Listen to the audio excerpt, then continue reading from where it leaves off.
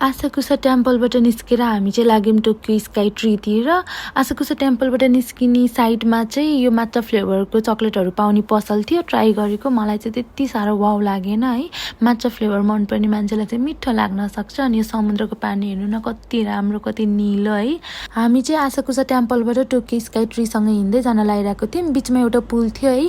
अनि यहाँ चाहिँ आफ्नो विस लेखेर चाबीमा लक लगाएर राख्नुभएको थियो कि कति धेरैजनाले सबैले त्यस्तै गर्नुभएको थियो। अनि यस्तो गर्दा चाहिँ आफ्नो विस पुरा हुन्छ भन्ने विश्वास रहेछ है। पुल तरेर अलि उता गएपछि चाहिँ साइडमा एउटा पार्क थियो है। अनि पार्कमा चाहिँ स्ट्रिट फुडहरू, पानीहरू, कफीहरू सबै राख्नुभएको थियो। त्यहाँ चाहिँ बच्चा, केटाकेटी, फ्यामिलीहरू सबैजना एकदमै इन्जोय गर्नुभएको थियो। हामी पनि एकैछिन रेस्ट गऱ्यौँ। अनि मलाई चाहिँ त्यति साह्रो गुलियोहरू मन पर्दैन, तर मेरो हस्बेन्डले र हाम्रो बाले चाहिँ प्यानकेकमा फ्रेस फ्रुटहरू हालेको खानुभयो है। एकैछिन रेस्ट गऱ्यौँ। त्यसपछि हामी हिँड्दै हिँड्दै स्काई ट्री पुग्यौँ। यो चाहिँ टोकियो स्काई ट्री बिल्डिङ भित्रको पसल हो। अनि यसमा चाहिँ सामानहरू लगभग जापानै झल्काउनेवाला थियो कि, जस्तै अब यो स्काई ट्री भयो, साकुरा ट्रेनहरू हिँडेको सानो सानो थियो, तर एकदमै मिनिङफुल थियो, एकदमै राम्रो थियो। स्काई ट्री चाहिँ जापानकै सबैभन्दा अग्लो बिल्डिङ हो। यसको हाइट चाहिँ 634 मिटर थियो।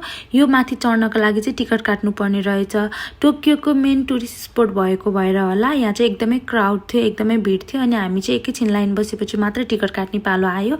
टिकट काटेपछि चाहिँ हामी एलिभेटर चढेर गयौँ माथि। हामी चाहिँ सुरु 340मा गयौँ। 340को भ्यू पनि एकदमै राम्रो थियो। अनि यहाँ चाहिँ फोटो स्पोट पनि थियो, क्यामराम्यान पनि हुनुहुन्थ्यो है। 340को भ्यू इन्जोय गरेपछि हामी चाहिँ लाग्यौँ माथि टपमा।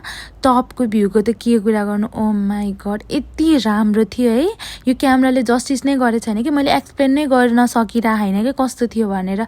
एकदमै राम्रो है। म चाहिँ बादलमाथि बसेर तल जमिन हेरे जस्तो फिल भएको थियो कि, सबै टोकियो सहर देखेको, घरहरू कति सानो सानो देखेको। अनि बादललाई चाहिँ मैले अहिले भर्खरै नै छुन सक्छु जस्तो फिल भएको थियो कि, एकदमै राम्रो थियो है। मेरो लाइफको सबैभन्दा बेस्ट एक्सपिरियन्स होला भन्छु म चाहिँ कि यो टोकियो स्काई ट्रीको एक्सपिरियन्स। स्काई ट्रीबाट निस्केर हामी चाहिँ लाग्यौँ शिबुया। शिबुया चाहिँ दुईवटा कुराले फेमस छ। एउटा चाहिँ जेब्रा क्रसिङ, जुन चाहिँ वर्ल्डकै ठुलो जेब्रा क्रसिङ मानिन्छ र त्यहाँ चाहिँ हजारौँ मान्छेहरूले एकैचोटि रोड क्रस गर्नुहुन्छ।